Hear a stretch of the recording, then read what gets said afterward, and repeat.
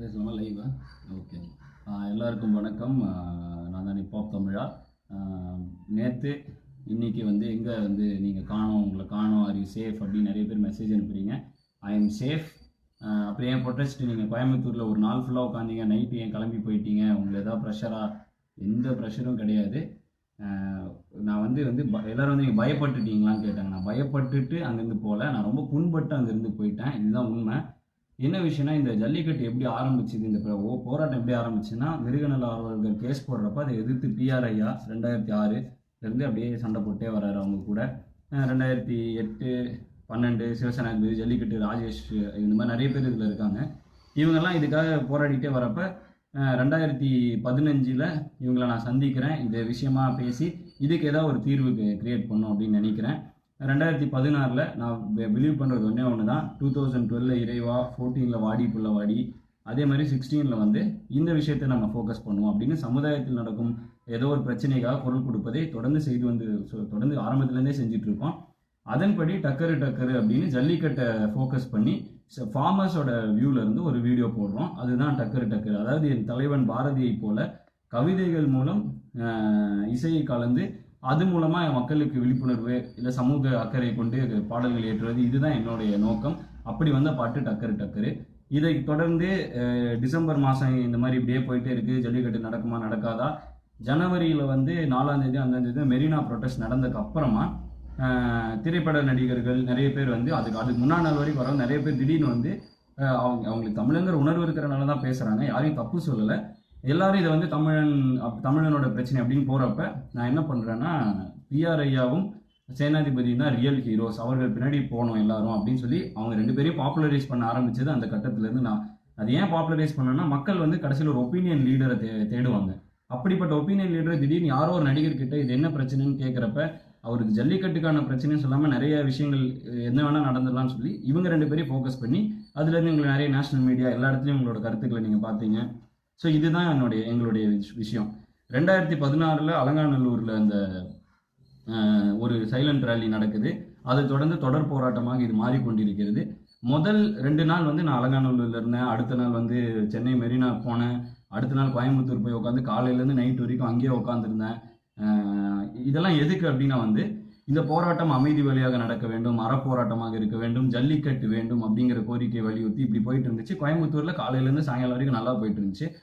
But அங்கே நடந்த சில விஷயங்கள் எனக்கு பயங்கரமாக ஹர்ட் ஆயிடுச்சு. அதாவது ஜல்லிக்கட்டுக்கான போராட்டம்ங்கிறத மாதிரி அங்கே நடந்த ஒரு 2-3 விஷயம் சொல்கிறேன். ஒரு மைக்கில் நான் தான் காலையிலேருந்து நான் தான் பேசிகிட்டு இருக்கேன்.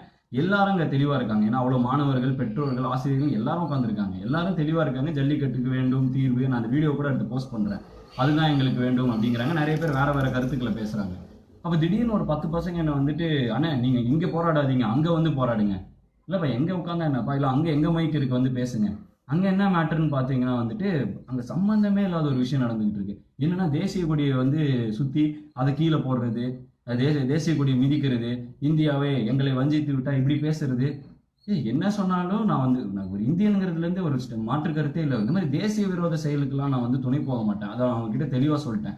உடனே மைக்கை பிடிச்சிட்டு போய் ஹிப்ஹாப் தமிழா, நீ உண்மையான தமிழனாக இருந்தால் இங்கே போராடு.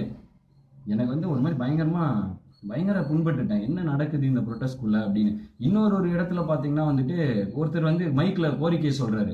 என்னன்னா மத்திய அரசு இந்துக்களுக்கு மட்டும்தான் இது பண்ணுது, நாங்கள் முஸ்லீம்கள் இஸ்லாமியர்கள் என்ன இது இந்து முஸ்லீம் பிரச்சனையே கிடையாது, இது ஜல்லிக்கட்டுக்காக ஒரு பிரச்சனை நடக்குது, தமிழர் அடையாளத்துக்காக ஒரு பிரச்சனை நடந்துட்டு இருக்கப்ப இவர் இப்படி சொல்றாரு. இன்னொரு கேங் முஸ்லீம்ஸ் தான் ஃபுட்டு தராங்க, அவங்கள விடாதீங்க. எனக்கு ஒன்றுமே புரியல. அப்புறம் சில பேர் நாங்கள் தான் ஃபுட்டு தருவோம் அப்படிங்கிறாங்க. என்ன நடக்குதுன்னு எனக்கு புரியல. நானும் அங்கேருந்து பார்த்தேன். ஒரு 10 மணி இருக்கும். கூட உட்காந்துட்டு இருந்தேன். என் கூட காலையிலேருந்து உட்காந்துட்டு இருந்த பசங்க என் கூடவே இருந்தவர், அண்ணா நீங்கள் நம்மளுக்காக இருக்கணும்னு சொன்னவர், அண்ணே தயவு செஞ்சு கிளம்பிடுங்கண்ணே, அவங்க வேற மாதிரி ஏதோ பண்ணிட்டு இருக்காங்க. எந்த அளவுக்குலாம் கொடுமைன்னா, என் ஃபோட்டோவை போட்டு இந்த பக்கம் பீட்டா ஃபோட்டோவை போட்டு ஃபுல்லாக கெட்ட வார்த்தைகள் எழுதி, இவ்வளோ பர்சனலாக நான் ஒரு வருஷமாக இந்த பிரச்சனையில் இருந்து பாதிக்கப்பட்டிருக்கேன். பீட்டா எனக்கு எதிராக தனிப்பட்ட முறையில் குரல் கொடுத்தாங்க. ஒரு தடவை கூட நான் பீட்டாவை வெளிப்படையாக திட்டினதே கிடையாது. அவங்க என்னைய தனிப்பட்ட முறையில் தாக்குனாலும் நான் அவங்கள திருப்பி தாக்குனதே கிடையாது. பீட்டா சொல்லும் கருத்துக்களை தாக்கியிருக்கனே தவிர பீட்டாவை தாக்குனது கிடையாது. இது ஃபுல்லாக கெட்ட வார்த்தைகளை போட்டு பீட்டாவை பற்றி எதோ எழுதுறதும், அப்புறம் கெட்ட வார்த்தைகள். அதாவது ஏன்னா அங்கே ஃபேமிலிக்குரோட அவ்வளோ பேர் இருக்காங்க.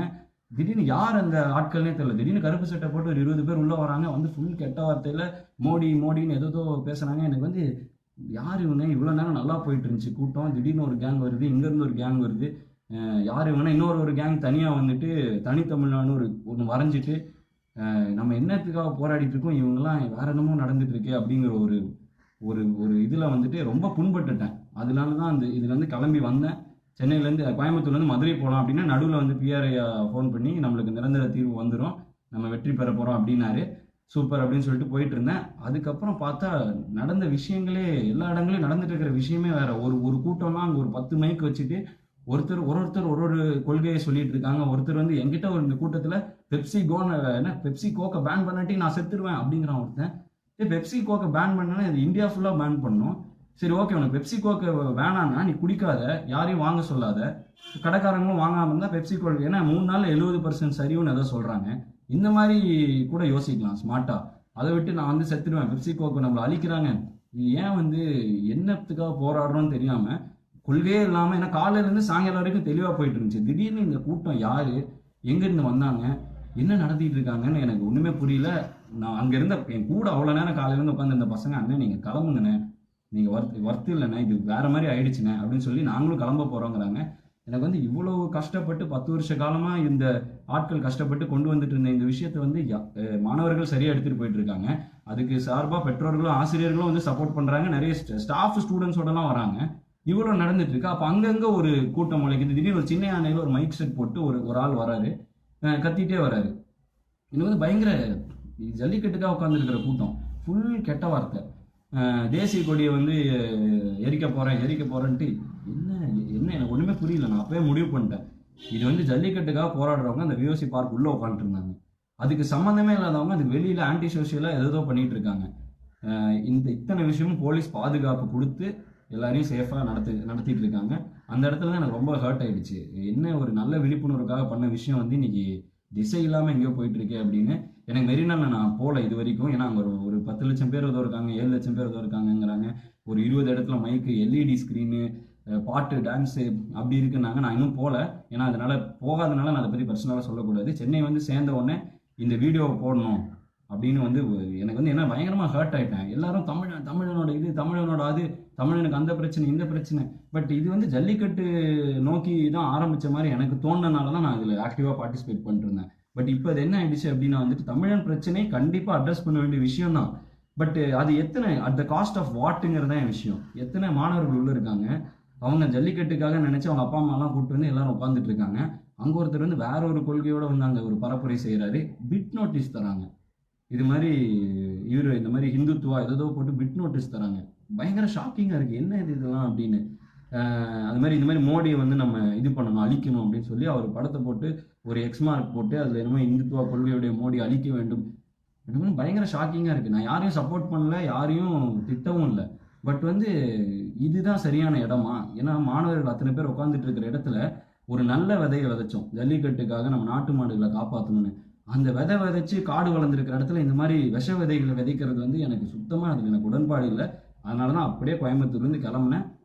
சுத்தமாக இது வந்து வேணாம், இது வரைக்கும் நல்லா போயிட்டு இருந்துச்சு, இதுக்கப்புறம் இது வேற எங்கேயோ போயிட்டு இருக்கு அப்படின்னு. சரி, இதுக்கு என்ன தீர்வுனா பிஆர் ஐயா, கார்த்திகை சிவசேனாதிபதி, இந்த ராஜேஷ் இவங்கெல்லாம் வந்து டெல்லியில் போய் கவர்மெண்ட் கூட மூவ் பண்ணி ஏதோ பண்ணி நானே இவங்க மூலமாக தான் தெரிஞ்சுக்கிறேன். ஏன்னா மார்க்கண்டேய கட்சி அவரோட போஸ்ட் பார்த்தேன், is this a temporary solution கேட்டால் இல்லை, இது வந்து ஃபைனலாக பில் பாஸ் பண்ணால் இது பர்மனெண்ட் ஆகிடும் அப்படின்னு ஒரு போட்டிருந்தாரு. அங்கேருந்தா நானே தெரிஞ்சுக்கிறேன்.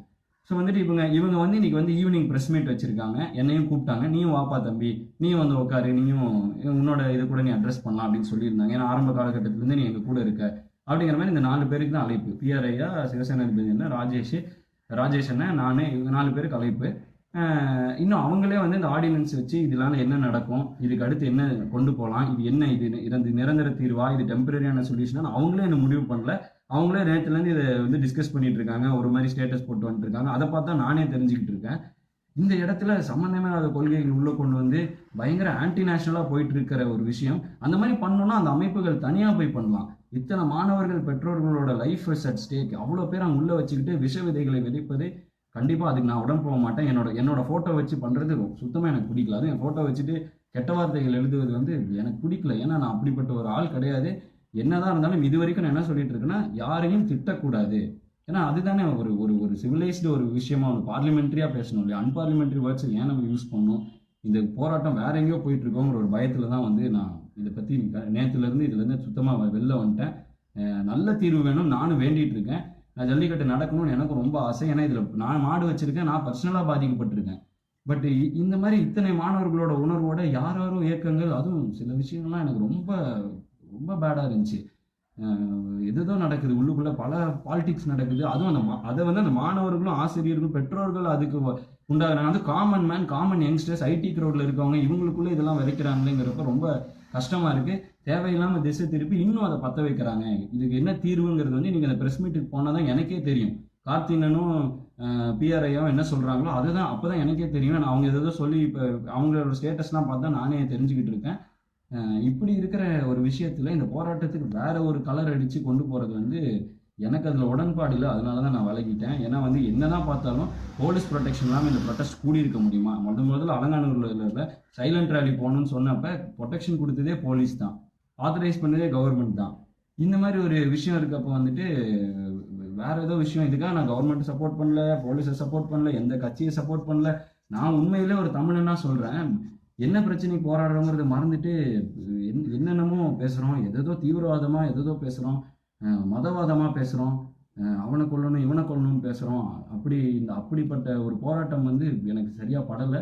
அதனால தான் நான் விலகிட்டேன். ஸோ வந்துட்டு யாரும் இது வந்து எனக்கு திட்டுறதுன்னா திட்டலாம், பட் வந்து எனக்கு ரொம்ப இதான் பயப்பட்டியா அப்படின்னு கேட்குறாங்க. பயப்படல, புண்பட்டுட்டேன். அதனால தான் வந்து நான் வேணாம்ப்பா இது அப்படிங்கிற மாதிரி அந்த நிலைமைக்கு தள்ளிட்டாங்க. அதுவும் என் ஃபோட்டோ வச்சு எதோ எழுதுறாங்க. அதெல்லாம் எனக்கு சுத்தமாக பிடிக்கல. அதனால தான் வந்து சரி வேணாம்ப்பா அப்படின்னு சொல்லி ஒதுங்கி உட்காந்து நல்லது நடக்கும் நானும் வேண்டிட்டு இருக்கேன். இன்னைக்கு ப்ரெஸ் மீட்டுக்கு அவங்க வந்துட்டாங்கன்னா நானும் அதே டைமில், ஏன்னா ஒருத்தர் ஒரு ஊர்லேருந்து வந்துட்டு இருக்காங்களாம், கூப்பிட்டாங்கன்னா நானும் போகிறதுக்கு ரெடியாக நானும் இப்போ சென்னை வந்து நானும் அமைதியாக உட்காந்து வெயிட் பண்ணிட்டு இருக்கேன். ஸோ இதுதான் நடந்துகிட்டு இருக்கு. ஸோ வந்துட்டு எதோ பொருளையை கிளப்புறீங்க. நேற்று ஒருத்தன் வாட்ஸ்அப்பில் வந்து உங்களை வந்து போலீஸ் கூப்பிட்டு போய் தனியாக ஒரு நாள் வச்சுருக்காங்களான்ட்டு கேட்குறீங்க. பயங்கர ஒரு மாதிரி. ஏன்னா என்னை கேள்வி தப்பு இல்லை, இது நெட்டில் பரப்ப ஆரம்பிக்கிறீங்க. எங்கள் ஃபேமிலி எல்லாம் நிறைய பேர் இருக்காங்க, எல்லாரும் பார்ப்பாங்க. என்னாச்சுன்னு எனக்கு அவ்வளோ கால் வருது. ஒன்றும் அவ்வளோமா ஏமா என்னம்மான்னு கேட்குறேன். இல்லை இப்படிலாம் பேசிக்கிறாங்க, எனக்கு ஃபோன்லாம் வருதுன்னு. தயவு செஞ்சு வதந்தியை பரப்பி இந்த பிரச்சனையை வேற ஏதோ பக்கம் கொண்டு போகாதீங்க. இதுதான் என்னோட அன்பான வேண்டுகோள்.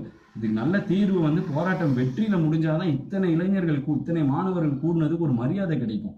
அதனாலதான் இந்த விஷயத்த நான் சொல்றேன். அதனால இந்த பிரச்சனைக்குள்ள வேற பிரச்சனையை உள்ள புகுத்தி சம்பந்தமே இல்லாத பிரச்சனையை கொண்டு வந்து அதுல இருந்து இது இன்னும் இந்த போராட்டத்தை எங்கெங்கயோ எடுத்துட்டு போய் இது என்ன நடக்குதுன்னு எனக்கு தெரியல. அதனாலதான் நான் விலகிட்டேன். ஸோ வந்துட்டு நீங்கள் தப்பாக நினச்சி என்னை திட்டுறதுன்னா திட்டலாம். ஆனால் நான் இந்த பாட்டை பண்ணி ஒரு விழிப்புணர்வு ஏற்படுத்தினது மக்களுக்கு அறிவுபூர்வமான ஒரு விஷயத்தை தெரிவிக்கணும், நல்ல ஒரு விதமான போராட்டமாக இருக்கணும் அப்படின்னு சொல்லி தான். போராட கூடினது மக்கள், யாருமே கூப்பிடல. தெளிவாக இருந்த முதல் 3 நாட்கள் தெளிவாக இருந்தவங்க இன்னைக்கு எதோ தனித்தனி கும்பல்கள் இருக்கிறது எனக்கு பிடிக்குது. ஏன்னா இவ்வளோ ஏன் பேசுகிறேன்னா ரொம்ப எமோஷனலாக ஹர்ட் ஆகிட்டேன். நான் ஏதோ நல்லதுக்கு பண்ண போய் என்னென்னமோ நடந்துட்டு இருக்குது, அது என் பேரை சொல்லி நிறைய பேர் நடத்திட்டு இருக்காங்கிறது எனக்கு சுத்தமாக பிடிக்கல. அண்டு இங்கே இருக்கிற யாரு கூட அதே மாதிரி இன்னொரு விஷயம் வந்து என்னென்னா, நேற்றுலேருந்து ஒரு ஃபோட்டோ ஒரு 5-6 பேர் ஃபோட்டோவை போட்டு இந்த ஆக்டர்னு ஒரு 5 ஆக்டரை போட்டு அதில் என் ஃபோட்டோவை போட்டு நீங்களாம் மினிஸ்டர் ஆகுங்க, நீங்களாம் இதாகுங்க. அரசியல் வர அளவுக்குலாம் எனக்கு அறிவு இல்லை, அறிவு பத்தாது. நான் ஒரு கருத்தை எடுத்துக்கிறேன், ஒரு விஷயத்த சொல்லி மக்கள்கிட்ட விழிப்புணர்வு ஏற்படுத்துகிறேன். இதை மக்கள் போராடுறாங்க, அது அரசியல்வாதிகள் பார்க்குறாங்க, அவங்க அதுக்காக ஒரு சொல்யூஷன் கொண்டு வராங்க. இது வந்து ஜனநாயக ப்ராசஸ். இது அன்றைக்கி பாரதியாரும் செஞ்சுக்கிட்டு இருந்தார். இதுக்காக திடீர்னு வந்து அரசியலுக்குள்ளே வாங்க, நீங்கள் வந்து நாடாளணும், இது வந்து சுத்தமாக எனக்கு பிடிக்காத ஒரு விஷயம். எந்த ஒரு இது அரசியல் நோக்கத்துக்காகலாம் செய்யலை, நல்ல விஷயத்துக்காக செஞ்ச ஒரு விஷயத்தை வந்து அரசியல் சாயமும் பூசாதீங்க. ஏன்னா கண்டத்தாது. உங்களுக்கே நான் சொல்கிறேன், I am not leader material, நான் லீடர் கிடையாது. அதனால வந்து தயவு செஞ்சு இந்த விஷயம்லாம் பண்ணாதீங்க. அண்ட் எனக்கு வந்து எமோஷனலாக ஹர்ட் ஆகிறனால தான் இதெல்லாம் சொல்கிறேன்.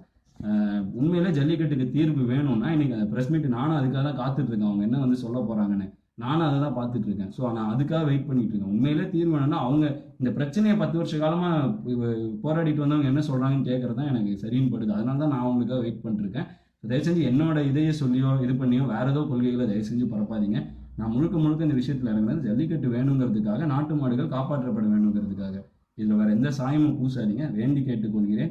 தொடர்ந்து ஜல்லிக்கட்டுக்காக நான் குரல் கொடுத்து கொண்டே தான் இருப்பேன், நாட்டு மாடுகளுக்காக குரல் கொடுத்து கொண்டே தான் இருப்பேன். வேறு சாயம் பூசாதீர்கள், அவ்வளோதான் என்னோட அன்பான வேண்டுகோள். நன்றி.